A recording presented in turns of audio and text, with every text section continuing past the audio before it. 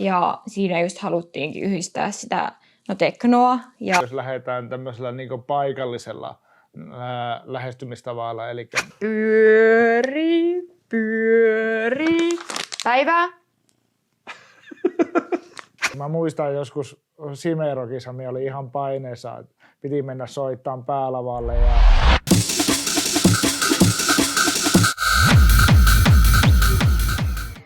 Hei ja tervetuloa uuden videon pariin. Tänään rakennetaan uutta rollaa. Minä olen tottelematon ja tänään mulla on kunnia saada mun huippukollega tähän samalle sohvalle. Kuka siellä oot? Hei vaan tosiaan Laura. Konseptista Paint and Sip itse ja se on tosiaan maalailun lempijuomaasi siemaillen. Joo vain, ja me ollaan yhdessä perustettu Dangeri, joka on siis maalaamiseen ja teknon tämmönen pyhä sulattamo. Ja ollaan haluttu rakentaa semmoista ihan uudenlaista konseptia, rolloa, ottaa vähän maailmalta esimerkkiä ja nimenomaan rakentaa myös isompaa ilmiötä ja sitä kautta ihmisille paljon iloa ja hyvinvointia. Kyllä. Ja tosiaan vähän enemmän tästä suomalaistain Dangerista. Niin tosiaan se konseptihan perustui sen Creative Atmosphere, mutta me ollaan nyt ladattu se kaikki alkupanos ainakin siihen Techno Paint-osioon. Ja siinä just haluttiinkin yhdistää sitä teknoa ja sitten taidetta ja sitten liikettä. Ja juuri silleen niin kuin leikkimielisesti vähän niin kuin semmoiset kaikki turha kriittisyys ja itsekriittisyys taka-alalle. Kyllä. Meidän lapsen omaisuus. Kyllä.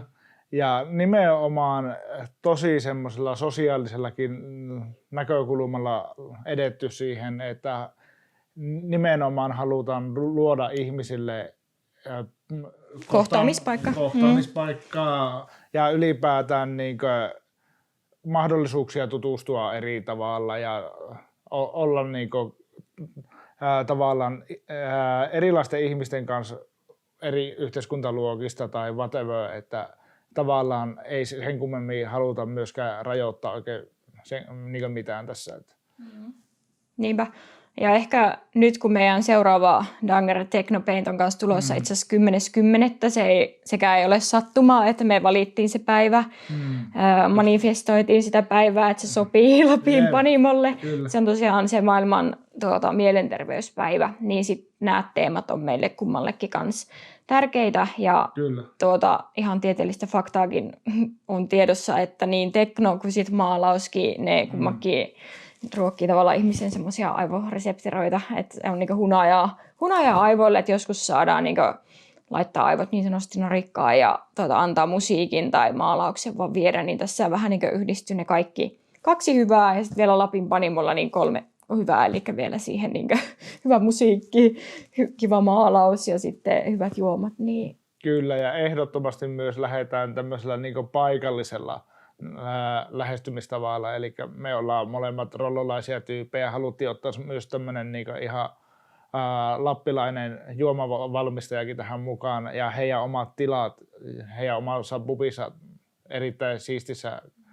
tilassa saadaan tätä tehdä, niin mikä se tavallaan hienompaa. Kyllä.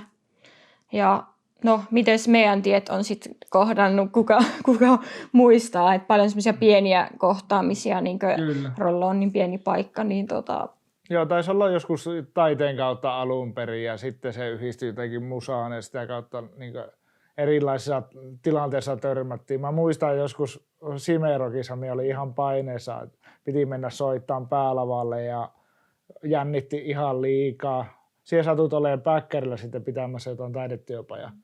Niin meni jotenkin silleen, että Laura, voiko sä auttaa, että pitäisi kohta mennä tuonne päälavalle ja mua pelottaa ihan liikaa. Että laitaks jotain puuteria, niin mulla on pikkusen varmempi olo. Sitten siellä jeesasit siinä. En tehnyt sulle kasvomaalausta. joo, silloin ei tullut semmoista. Niin, tiet on ristinyt monessa taide- ja musa-piireissä täällä Rovaniemellä.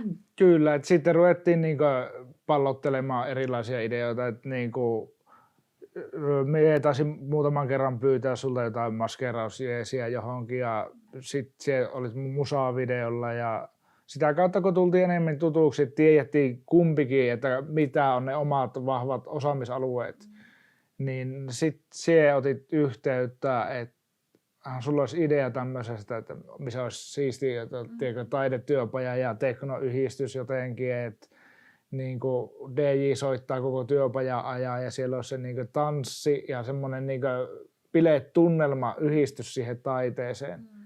Sitten taidettiin lähteä kahville ja vähän ruvettiin kreaamaan siinä ja tuli visioita.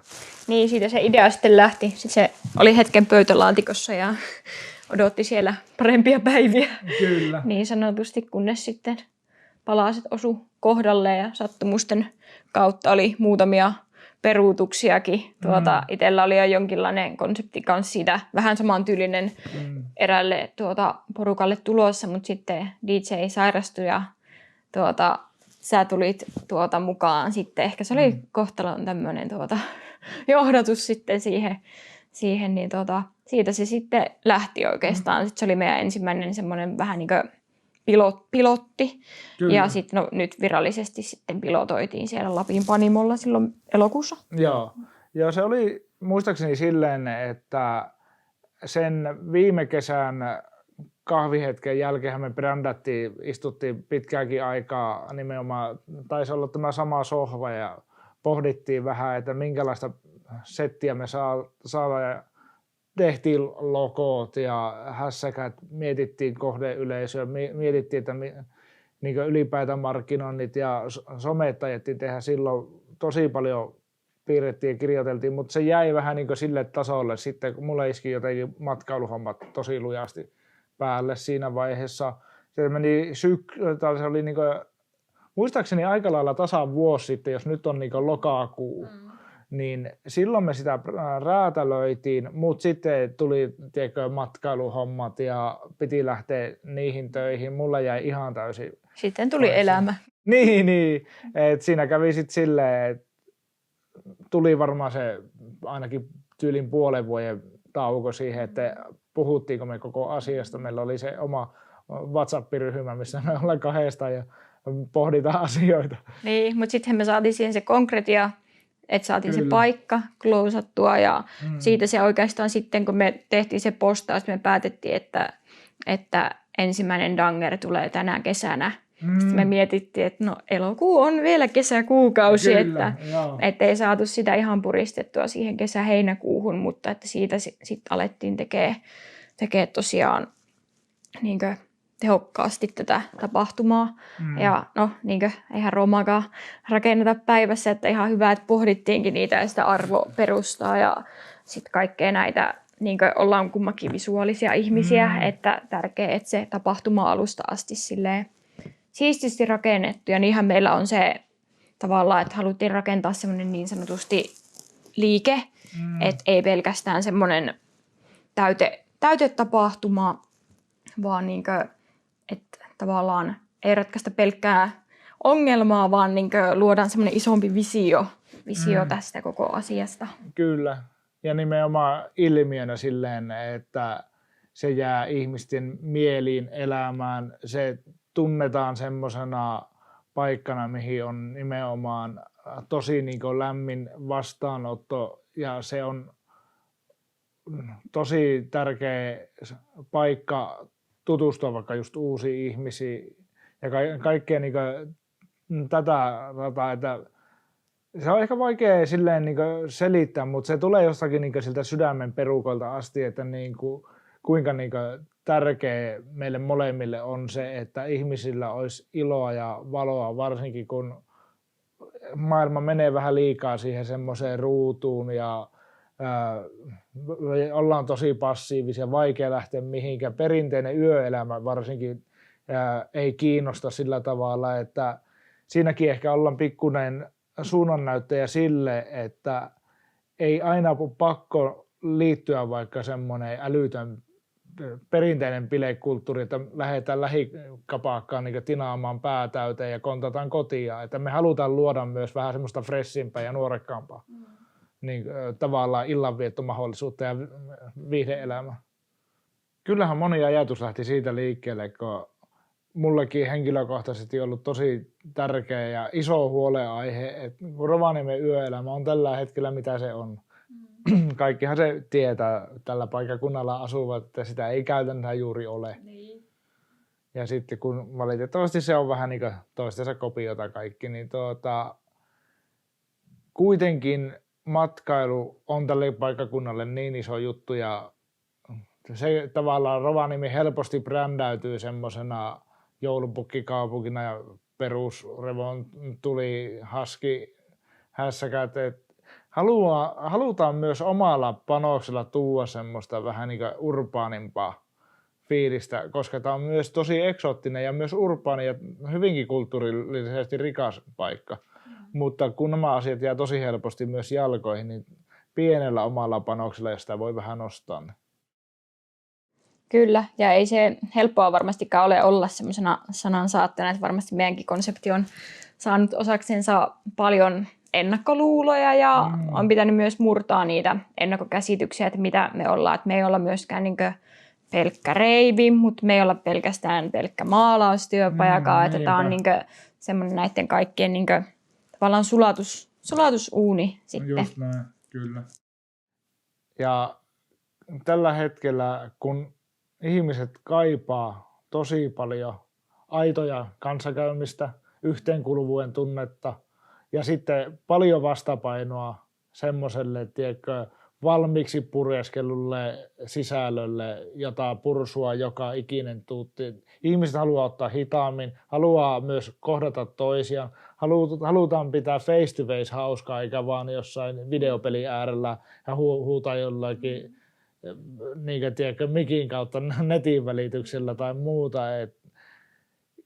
Se jotenkin musta tuntuu tosi vahvasti siltä, että ollaan menossa jollakin tavalla vähän myös taaksepäin siinä, että ihmiset on kyllästynyt siihen teknologian kehitys, kun se on ollut niin äkäistä ja kaikki niin kuin sosiaalinen elämä ja muu on siirtynyt niin kuin nettiin, niin halutaan tavallaan takaisin ja halutaan oikeasti lähteä ulos.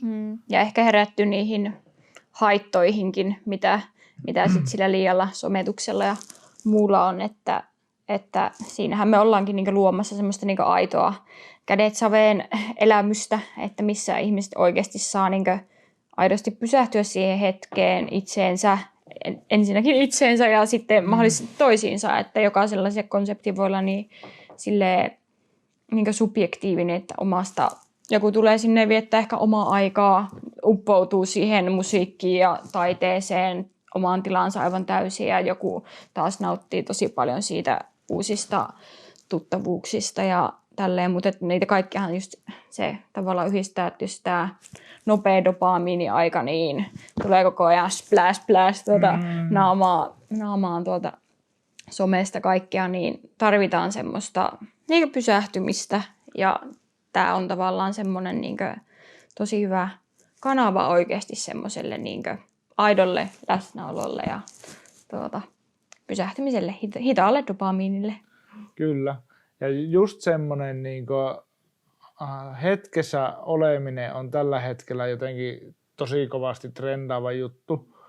Nimenomaan näistä edellä mainituista syistä ja sitten justiin niin onnistumisen kokemukset, miten ne on oikeasti niin erittäin iso osa jokaisen identiteettiä, myös semmoista niin mielenterveysasioita ja muuta. Niin kuin, että jos tämä aika on jotenkin niin raadollinen siinä mielessä, että some ruokkii koko ajan vaan esimerkiksi kaiken maailman täydellisyyttä ja pitää olla tätä, muuten ei ole mitään, niin helposti saattaa syntyä semmoinen olo, jokainen varmasti sen tunnistaa, että mä en ole mitään, toinen on parempi. Me halutaan nimenomaan luoda semmoinen tila ihmisille, missä ketään ei arvostelu, jokainen voi olla just sitä, mitä se on. Ja sillä tavalla niin kuin jokainen saa kuulua joukkoon yhtään ilman mitään semmoista painetta siitä, että no en ehkä uskalla mennä tonne. Niin kuin mulle oli tosi lämmittävää lukea vaikka näitä meillä on yksi tapahtuma nyt ollut ja luettiin asiakaspalautetta, niin siellä oli paljon tätä, että kuulu joukkoon, ei tuntenut semmoista, että olisi mitenkään hyljeksytty. Ja päinvastoin löysi uusia kavereita, vaikka ei tuntenut välttämättä entuudestaan ketään ja kaikki tämä. Joo, tuo yhteisöllisyys on varmaan se meidän niin kantavin arvo. Että siis kaikkihan osaisi maalata tai tanssia, mutta sitten, että kysymys kuuluu, että uskallatko tai niin näin, että me halutaan just niin rohkaista ihmisiä tuonne, että tarjotaan semmoinen turvallinen tila, missä niin pystyy vähän niin leikkisesti kokeilla ja ei tarvitse pelätä, että epäonnistuu tai silleen, että niin halutaan tarjota semmoinen tila ja mukava kokemus, elämys kaikille. Kyllä, ja näistä niin tämän hetken tämmöisestä elämänsyklistä, mitä yhteiskunta meille paljon syöttää, niin siitä syystäkin aika monella tuntuu olevan tosi paljon kaikkia lukkoja, niin kuin mekin vaikka ollaan nähty työpajoilla tai muualla, että niin kuin, en mä osaa mitään, ei mun kannata edes yrittää. Kun jokaisessa meissä elää se luovuus, se vaan riippuu siitä, että kuinka paljon me pidetään sitä lukosta kiinni, mitä meille syötetään ulkoakäsin. Että niin kuin, kukaanhan meistä ei ole millään tavalla oikeasti edes täydellinen. Tärkeintä on vaan se, että mennään niin eteenpäin ja uskalletaan yrittää. Sitä kautta me oikeasti yksilöinä kehitytään. Joo, ja sen takiahan me, niin kuin, että nämä ei ole semmoista pelkkää sanahelinäkään meille, että nämä on niin oikeasti semmoisia sydämen asioita varmasti meille kummallekin niin omien töittemme ja aiempien töitten puolesta. Että sen takia se onkin, että ei haluta niin luoda vaan semmoista. No vaikka halutaankin luoda vähän parempaa yöelämää Rovaniemelle, mutta sen niin lisäksi halutaan luoda just semmoinen niin tavallaan liike tai yhteisö, että mehän ollaan alettukin rakentaa tätä kaikki hashtagit ja kaikki niin Great Dangerously, että se on niin enemmän, että no mä oon joskus aiemminkin varmaan sulle selittänyt tämän nopeasti yhteenvedon sparraajani sanoista taannoin. Olin siis yrityssparrauksessa ja se kysyi multa tämmöisiä sarjakysymyksiä, että ratkaisetko ongelmaa? Se, joo. Mitä ongelmaa? Kenen ongelmaa? Ja ratkeaako hänen ongelma tällä sinun jutulla? Niin olin siinä ihan aapisella, että no en minäkään kaikkeen pysty välttämättä, että hetkellisesti ehkä joo.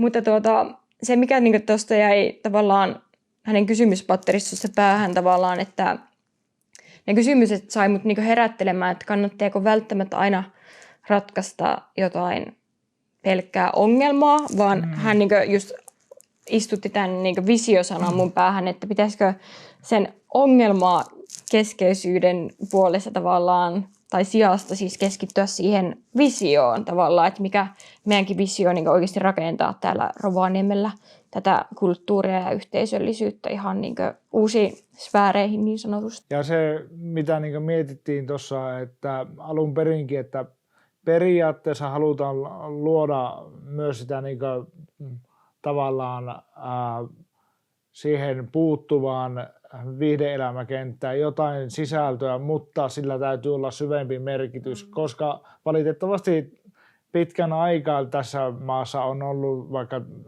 perinteinen yöelämä pikkusen niin vinksallaan, että kaikki perustuu siihen, että lähdetään tinaamaan lähikapaakkaa ja kontataan kotia, että se ei ole kuitenkaan se niin kuin, tavallaan tämän hetken juttu, vaan se on oikeasti vähän niin kuin jo menneen talven lumi ja nähdään suoraan jo tilastosta, isot työkerhot kaatuu, ihmiset, varsinkaan nuoret ei enää juo samalla tavalla, niin se tavallaan kun lähdetään rakentamaan vaikka viihdettä, niin siinä pitää olla syvempi merkitys. Ihmiset haluaa, niin kuin me tarjotaan siellä aktiviteetti, että niin tekemisen kautta ylipäätään vaikka elämässä helposti tutustuu vaikka muihinkin ihmisiin, kun siihen liittyy vaikka harrastus. Tässä tapauksessa tuodaan niin monta asiaa niin samaan paikkaan.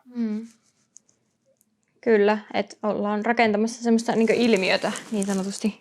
Ehdottomasti ja silleen mua lämmittää niin tosi paljon semmoinen ajatus tässä, että kyllähän mekin omalla tasolla niin tavoitellaan myös niin matkailua ja siihen liittyviä ilmiöitä, niin kuinka hieno ajatus olisi vaikka semmoinen, että matkailija jossain kohtaa päätyy meidän tapahtumaan sillä tavalla, että se on bongannut randomisti jonkun vaikka flyerin kadulta ja päättää tulla sinne, saa siitä äärimmäisen hienon kokemuksen, mahdollisesti pari uutta kaveria ja taulun matka, jota se muistelee sitten vaikka 10 vuoden päästä jossain Välimerellä, kun se on kämpillä, että ai niin, mä kävin tuolla Rollossa.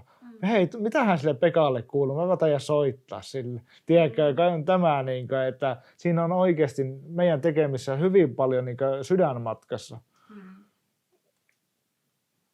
Ja kyllä mulla saa jotenkin elää tosi vahvasti semmoinen paikallisrakkaus, että halusin nimenomaan tehdä heti suorilta paikallisten toimijoiden kanssa, että mekin ollaan molemmat rollolaisia. Sallasta, mutta Rollola, joo. Minäkin Pohjanmaalta alun perin, mutta vahvasti identifioidun tällä hetkellä rollolaiseksi ja se on minulle sydämen asia ja haluan tuoda Rollaa tosi paljon esille. Mutta sitten myös, että miksi haluttiin valita vaikka ensimmäinen venue, että missä lähdetään tekemään, että saatiin diilin Lapin Panimon kanssa, päästiin meidän brändiin sopivaan no ensinnäkin brändien värit mätsää täydellisesti, mutta sitten myös se, että ollaan teollisessa ympäristössä, kun meidän brändi ei välttämättä sovi ihan suoraan esimerkiksi mihinkään kovinkaan fancy ympäristö välttämättä. Siinä pitää olla pieni semmoinen rouheus. Kyllä, juurikin. Se on rennon rouhea ympäristö, se Lapin Panimo ja paikallinen. Ja, no sähän ihastuit niihin oluttynnyreihin, mutta se ei idea valitettavasti Suomen laki elintarviketeollisuus kieltää, mutta että todellakin hyvä ympäristö. Ja nyt tähän seuraavan tapahtumaankin me ollaan sitten vähän, kaikkia muitakin paikallisia ammattilaisia pyydetty, paikallinen oikeastaan Suomen pohjoisin verkkiryhmä, Arctic Star, Shakers, niin tulee myös sinne vähän ravistella näitä tiettyjä bokseja just, että verkki ja tekno ei ehkä välttämättä ole kaikkien cup of tea, mutta että miksei niitä voisi periaatteessa yhdistääkin. Niin. No heidän tanssijoita on muuten ollut aikaisemmin meidän videolla tuossa mixtape numero 4, eli This is Rovaniemi videossa, mutta ehkä tässä kaikista olennaisin juttu on nimenomaan tämä, että ei meillä liikaa ole minkäänlaisia lokeroita ja tahallaankin halutaan silleen vähän ravistella, että no voisiko tämä toimia tämän kanssa yhteen ja testaillaan myös tätä liiketoimintaakin vähän siinä mielessä, että mikä toimii ja mitä asioita voi yleensäkin yhdistellä. Niinpä. Ja eka tapahtuma nyt virallisesti siellä elokuussa takana ja se oli onnistunut. Toki toivottiin sinne vielä enempi väkeä. Toivottavasti tulee tällä kertaa vielä loppuun myynti. Kyllä. Että ei muuta kuin sinne vaan sitten kaikki katsojat 10.10. Että nyt vielä entistä kovemmin ja vahvemmin. Kyllä. Ja kyllä me halutaan tästä erittäin vahvasti semmoinen kiinteä osa Rovaniemen ennen kaikkea brändiä ja myös kansainvälisesti, että tiedetään, että Rovaniemellä tapahtuu nimenomaan teknoa, täällä tapahtuu maalausta. Tämä on luova kaupunki ennen kaikkea. Miksei tämä voisi olla joku kulttuuripääkaupunki joskus, rakentaa pala palalta omalta osaltamme semmoista pohjaa jo tälle kaupungille, että tämä tunnetaan nimenomaan kulttuurikaupunkina. Se olisi tosi tärkeä juttu. Ja tämä meidän tuote toimii todella hyvin myös ympäri maailmaa, että tätä voi skaalata käytännössä loputtomasti. Niin kuin sanoin, että Ibiza! Ehkä me jossain vaiheessa ollaan Ibizalla, kuka tietää, mutta ennen kaikkea Rollo Suomen Berliin, niin se täytyy aina muistaa. Mutta kyllä me halutaan myös sitä kautta tulla tunnetuksi. Myös, että tämä on rovaniemiläinen vientituote myös, että me viedään tätä ensin saa nähdä, mitä on tulevaisuus, onko se ensin lähipaikkakunnat ja siitä eteenpäin ja pikkuhiljaa Suomi haltuun. Katsotaan, mitä tuleman pitää. Kutakuinkin näin. Kyllä. Niin, ja tosiaan unohtuu aivan täysin mainita, kun se on niin itselle itsestäänselvyys, mutta meillähän on tosiaan ne 2 lipputyyppiä siellä myynnissä, eli full experience, eli saat kaiken maalauksen, juoman ja kaiken live DJ-soittomusiikin siinä, mutta sitten meillä on myös se vaan Just Dance-lippu, eli sillä pääsee sitten vaan fiilistelemään ja tanssimaan ja siihenkin kuuluu tosiaan yksi juoma, että oikeastaan lippu ilman sitä maalausta, niin kuin suomeksi sanottuna. Kyllä, että ei ole välttämättä, vaikka meillä ei ole minkäänlaisia paineita sen suhteen, että sun olisi pakko olla mikään supertaiteilija, kun sä tuut meille, ei missään nimessä tarvitse olla, että jokaisella taitotasolla pääsee maalaamaan, mutta nimenomaan jos ei halua siltikään, niin pääsee ihan vaan hengailemaan, tutustuu ihmisiin, bailaamaan, nauttimaan illasta. Kaikki on mahdollista.